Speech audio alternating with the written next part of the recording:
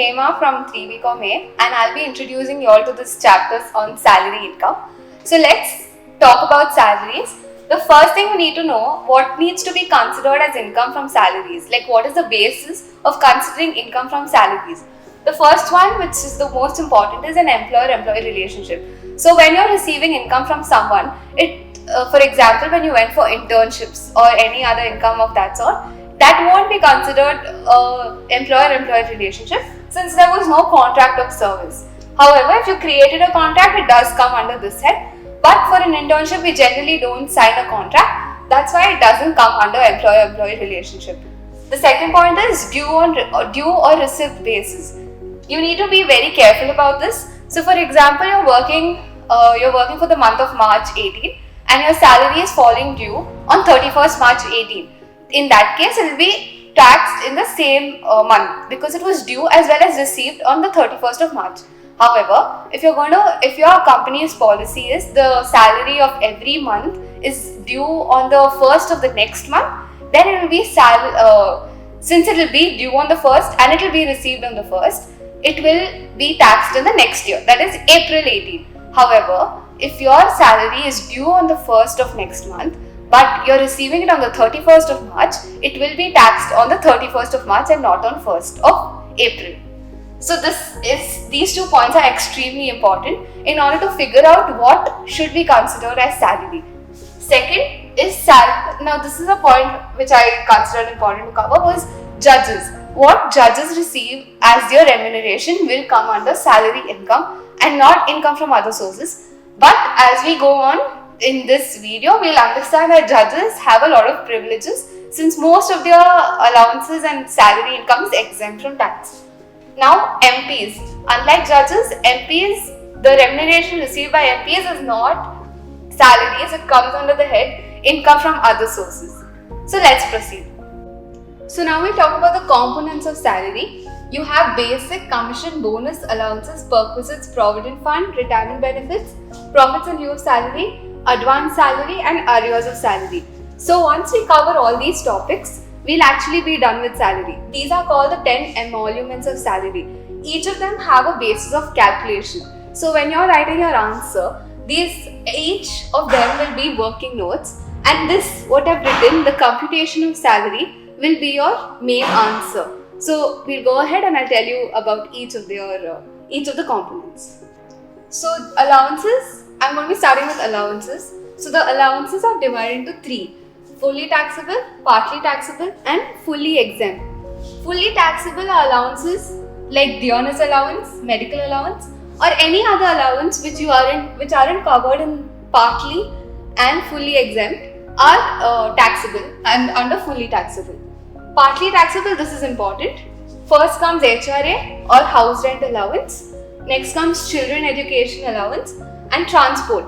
But be careful, transport allowance is no longer partly exempt, it's fully taxable. However, for the handicap, it is partly exempt. So be careful, transport allowance again is not partly exempt for everyone, it's only partly exempt for the handicap. Third one is fully exempt, which is foreign allowances to judges and from the UNO. Foreign allowance in the sense, an Indian citizen who is working abroad and is getting allowances from the government, it's exempt from tax. Any allowances provided to High Court or Supreme Court judges is exempt from tax. And any allowance received from the UNO is also exempt from tax. So I'll be concentrating more on partly taxable because those are the rules which have been made by the government. So I'll be focusing on these. So as I told you, I'll be stressing on partly exempt allowances.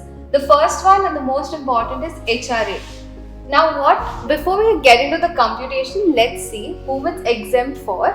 It's fully exempt for High Court and Supreme Court judges. So no matter what HRA they are getting, it is still fully exempt for them.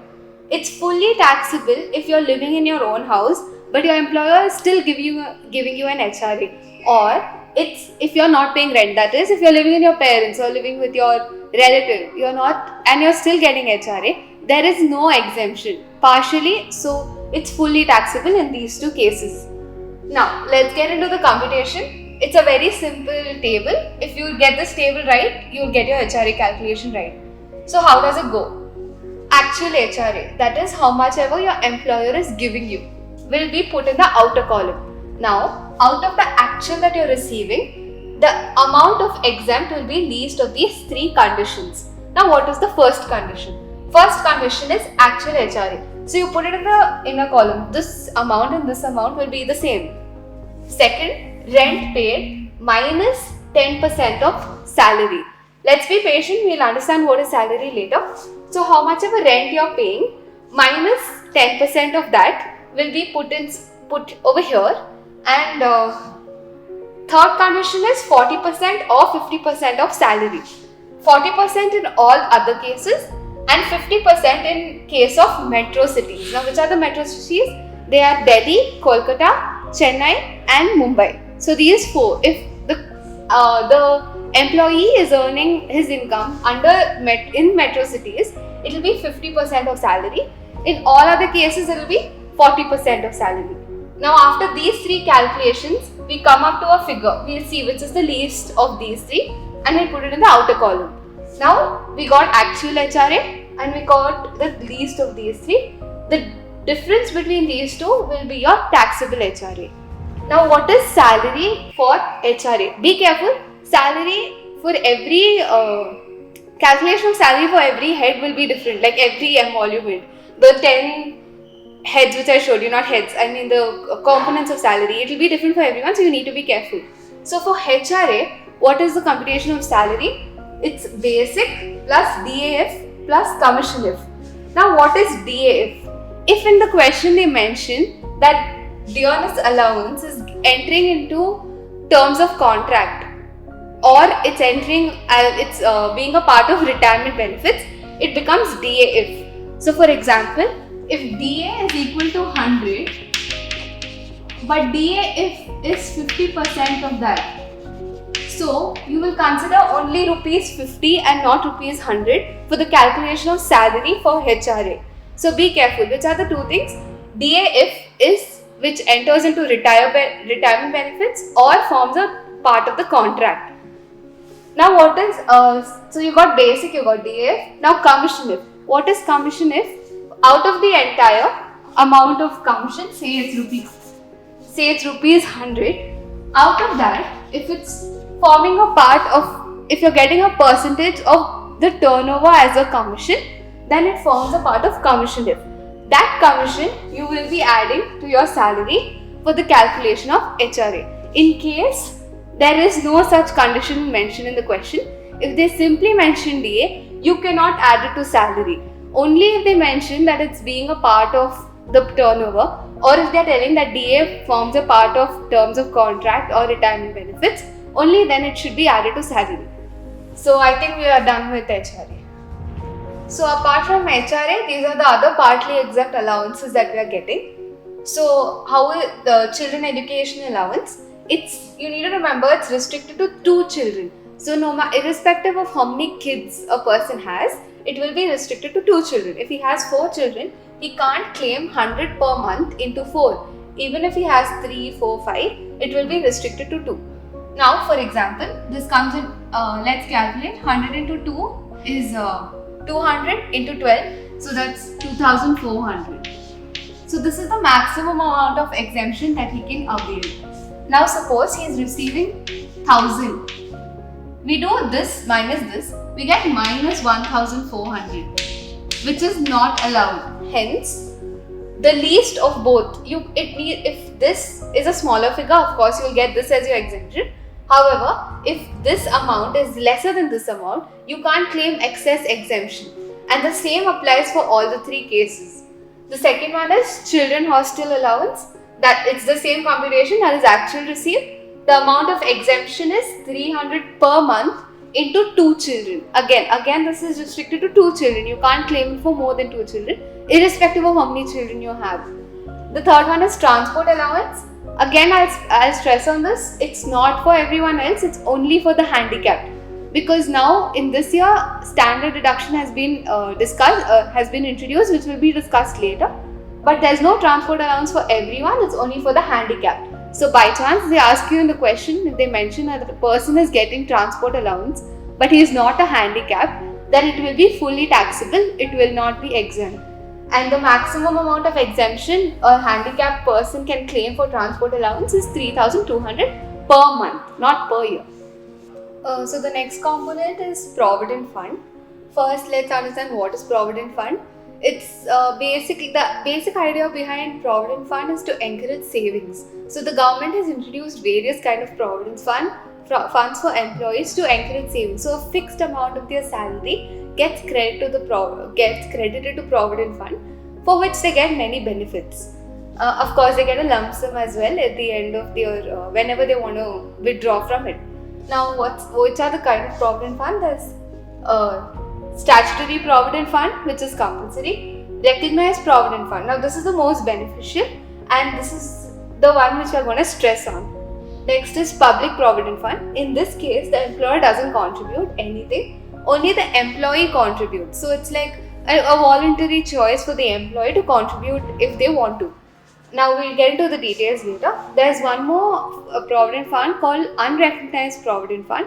For such a Provident Fund, there are no benefits. So most of the people don't even opt for it. So Statutory Provident Fund is quite easy. Whatever the employer is contributing. Now you need to understand one thing, that even if the employer is contributing, it will be considered as our income, because otherwise he wouldn't have expensed it. If it wasn't for the employee, he wouldn't have even incurred that expenditure. Hence, that employer, whatever he is contributing, will be considered our income. But then, if that employer is contributing to a statutory provident fund, whatever he is contributing won't be taxable for us. It will be absolutely exempt. Whatever we as an employee are contributing can be claimed as a deduction. We'll come across that in later videos, which are called deductions under chapter 6a. But let's not focus on that right now. Interest. Now, what is the interest that we're getting? We're not getting on how much the employer or employee are contributing every year. Interest is credited on how much the balance the Provident Fund has.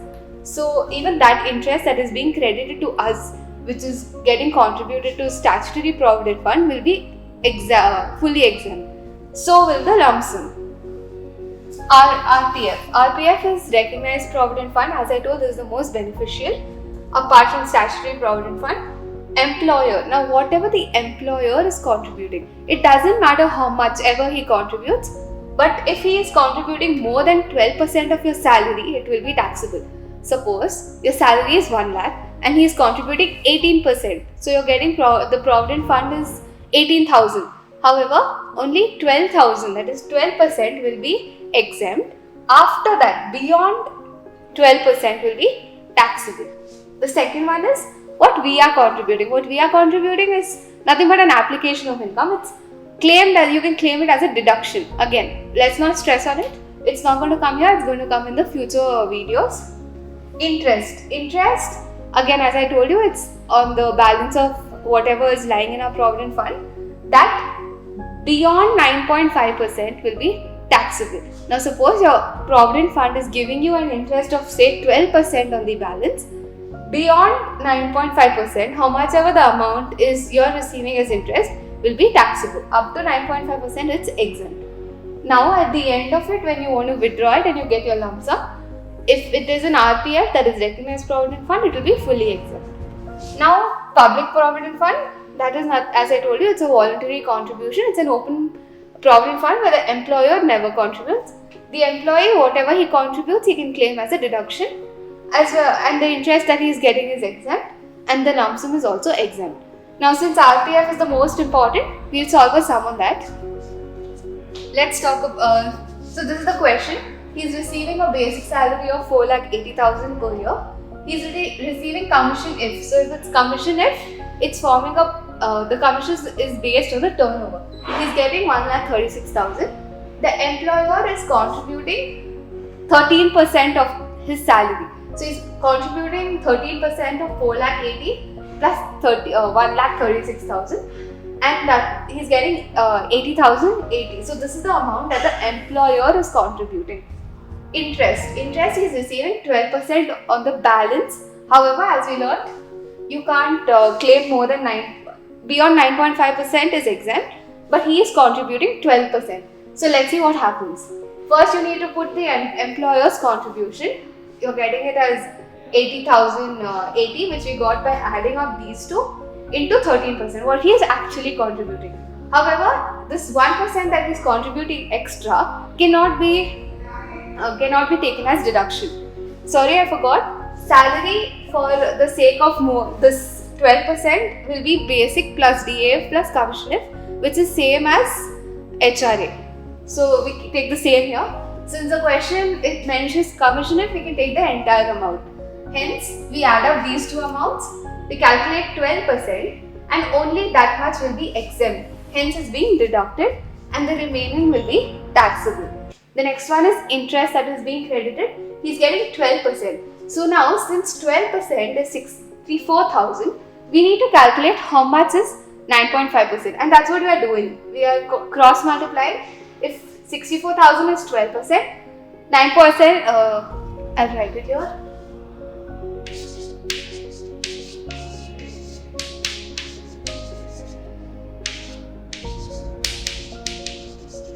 Will be what?